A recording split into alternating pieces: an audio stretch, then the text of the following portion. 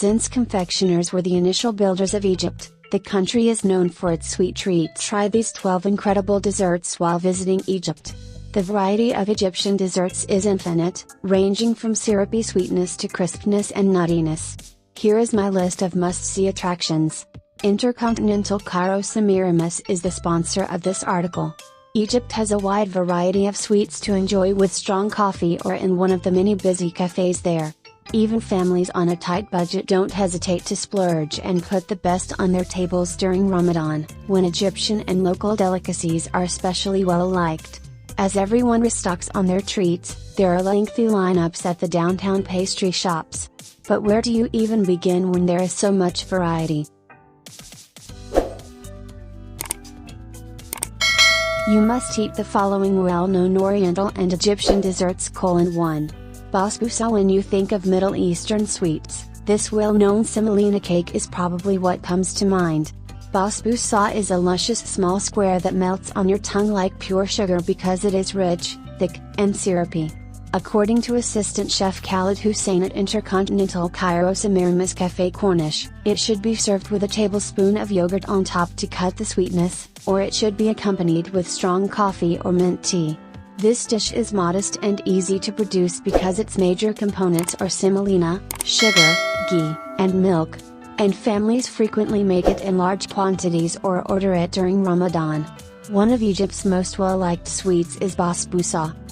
Amali is one of the most well-known sweets in Egyptian history and cuisine. Puff pastry pieces, pistachios, coconut flakes, and raisins are mixed together, and lots of sweetened milk is poured on top. These ingredients combine to provide a texture that is enjoyable to eat. Additionally, the cream and gritty nuts keep it from being overly sweet. According to Hussein, the dough, which is made especially for this dish, is everything. Amali is made by folding the dough over and pressing it flat with a layer of butter in the center. Then, after a further half dozen repetitions of this procedure and an hour of waiting, the dough is placed in the oven. The at Café Corniche. Al-Sham Balabala El-Sham, one of the syrupiest Ramadan treats available, with a crunchy outside and a sweet, chewy interior. For the greatest results, pair them with a dash of yogurt or a cup of strong coffee to offset the sweetness. Deep-fried bala el-sham are then covered in syrup, which seeps through the ridges. The dough is piped into a pastry bag, filled with warm oil, and occasionally sprinkled with pistachios to make them. During Ramadan, they are also offered as a street dish in Cairo. The smell of frying dough fills the air around the food carts, which is delicious and irresistible. The Lokmat alKati. However, Lokmat alKati are more syrupy and resemble donut holes. During Ramadan, they are a huge hit as a street meal and are frequently sold. You can purchase them while they're still hot, presented in paper trays, drizzled with syrup, or dusted with powdered sugar. According to Hussein, the leavened dough is scooped up with a spoon before being rapidly removed after 1 minute in the fryer. It dries for a while before returning to the oil a second time to obtain a crisp, brown covering. Lokmat alKati can be consumed either plain or with syrup on top. The variety with powdered sugar, though, is my favorite. As a result, they become less syrupy and have a delicate texture that balances off the sweetness. Baklava. Another dish with historical roots in the Ottoman Empire is baklava.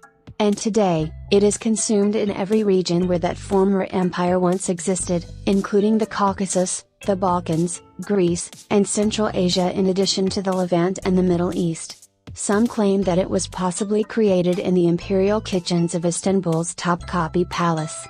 Despite the fact that there are Roman-era recipes for a dish that is identical to this one historian claims the phrase may have originated from the Mongolian for to wrap up, pal up.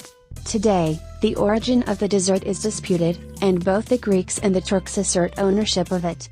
Phyllo layers packed with almonds and glued together by syrup form the sweet, flaky treat. It's Kataif. A California-based Egyptian expat told me how much he missed this dessert after I quickly shared a snapshot of some Kataif on Instagram. He started crying as a result. This delicious dumpling, which is filled with cream or almonds and fried before being covered in syrupy syrup, may be the only dessert in Egypt that is so emblematic of Ramadan. Kataif's history dates back far further to the Abbasid Caliphate, despite the fact that it is thought to be of Fatimid origin, 566 to 653 CE.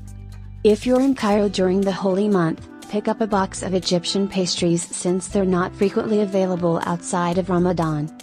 During Ramadan, supermarkets experience record-breaking sales of pre-made Kataif dough, which is soon depleted. Frequently, the filling, Conifer. This classic Middle Eastern dessert is made with a paper-thin layer of shredded pastry, a cream or cheese filling, and syrup. It is delightfully crunchy and sweet. With variations in Turkey, Greece, and the Balkans, it is consumed throughout the Arab world.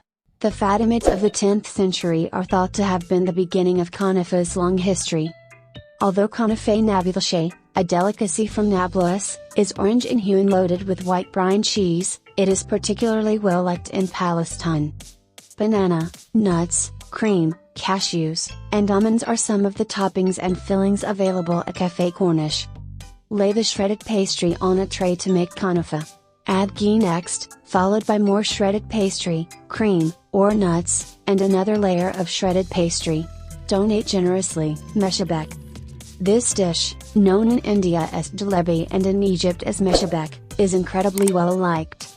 In Egypt, it's frequently made a little bit bigger and clearer than in other places. Although it is consumed all throughout the nation during Ramadan, Damietta in the Mediterranean is where it is most well known.